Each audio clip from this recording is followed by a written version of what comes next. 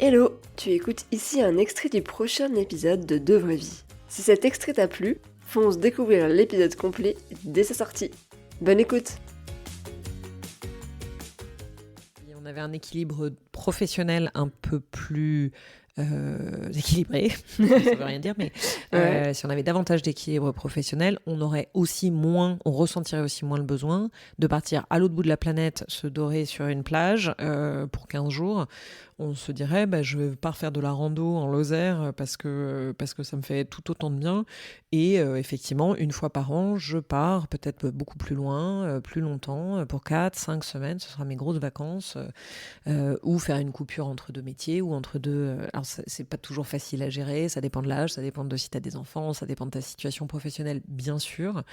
Mais ce qui est sûr, c'est que moi, par exemple, j'ai toujours beaucoup voyagé avec pas beaucoup d'argent, puisque j'avais des métiers donc dans l'entrepreneuriat social et solidaire où tu ne gagnes pas des milliers des cents, et j'ai fait des voyages 1000 fois plus beaux que plein d'autres personnes autour de moi, parce qu'en fait, finalement, ce qui coûte le plus cher, c'est de prendre ton avion, qui en plus est le plus polluant. Donc en fait, tant qu'à y être, tu te dis autant y être pour 1 mois, 2 mois, 3 mois. Bon, ça dépend de ce que tu peux faire. Mais si tu peux t'organiser pour le faire, c'est super, et ça te coûte pas forcément une fortune. Et surtout, ça te permet de le découvrir d'une manière très différente, et ça te permet de rentrer un peu en lien avec les gens et avec le pays. Parce que du coup, t'es pas dans ton hôtel 5 étoiles où les gens que tu rencontres, c'est que des gens qui sont là pour te servir, faire que tu sois un client content. Donc oui, ça change complètement. Mais c'est encore une fois la différence entre voyager et des vacances. Mais je prône le voyage, mais effectivement, pour l'ouverture d'esprit, etc. Mais tout le monde ne peut pas prendre 2 mois, 3 mois. D'où le digital nomadisme qui est intéressant, mais qui a aussi ses... Qui a aussi ses travers, comme toute chose que l'homme développe. Nous avons le talent pour développer quelque chose qui va créer du positif comme du négatif. Exactement. Et à chaque fois, plus les années passent, plus je me rends compte que je pensais que j'avais trouvé la bonne solution, et en fait, non, il y a quand même une bonne solution. Ouais, il y a un travers, en fait. Ouais. Quand tu regardes en dessous.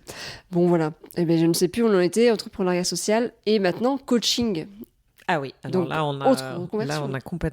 s'est complètement reconverti, parce que donc après les vêtements au Brésil pendant 7 ans, je suis arrivée en Zambie, où là j'ai passé 6 ans pour une entreprise qui faisait des textiles de maison peints à la main par des artisans locaux, qu'on vendait localement, parce que j'habite à 2 pas d'un parc de safari, et d'un des plus beaux parcs de safari d'Afrique australe, qui a également le bon goût de pas du tout être le plus visité d'Afrique, parce qu'il est plus difficile d'accès, parce que le pays est plus difficile d'accès, voilà, donc ça limite le nombre, ce qui est très bien.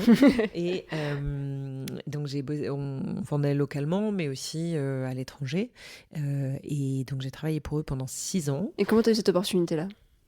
Alors, on est reparti pour un in-thing. Moi, j'aime bien savoir. J'ai terminé cette aventure tout de pomme qui a duré 7 ans. On a fermé la boîte, et en fait, je suis partie traverser le Pacifique à la voile avec des amis qui étaient en bateau avec 2 petits-enfants qui étaient partis pour, je ne savais pas trop, 4 à 8 ans. C'était relativement vague. Ah oui. Non, je crois que c'était 4 à 6 ans à l'époque. Et ils étaient partis depuis 1 an et demi, etc. Ils allaient arriver au Panama, traverser le canal du Panama et traverser le Pacifique. Et je leur dis, hop, hop, hop. Et un ami me dit, pourquoi tu ne les rejoins pas ? Je dis, mais oui, bien sûr, quelle bonne idée. Et ils me disent, génial, traverser du Pacifique, c'est super d'avoir un adulte en plus, parce que tu fais des quarts de nuit, donc tu vois, et puis super, le Panama, on a aussi besoin de quelqu'un pour traverser le canal, tu as besoin d'avoir un certain nombre d'adultes qui peuvent faire les manœuvres, etc. Donc ils me disent génial, et moi ni une ni deux, je me dis j'ai jamais fait de voile, c'est pas grave, j'y vais. Attends, donc là t'es au Brésil encore ? Là j'avais terminé mon aventure franco-brésilienne. En fait, j'étais basée en France et j'allais au Brésil régulièrement, et on venait de terminer. Donc littéralement on termine, et donc j'ai du temps, et je me dis je ne veux certainement pas repartir tout de suite dans quelque chose, parce qu'en fait j'ai aucune idée de ce que je veux faire. de ma vie. Là, j'ai 35 ans ou 37 ans, ouais, 37.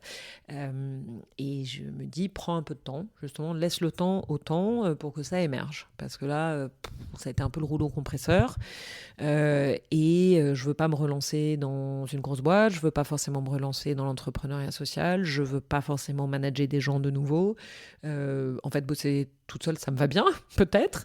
Et voilà, donc je pars sur le bateau.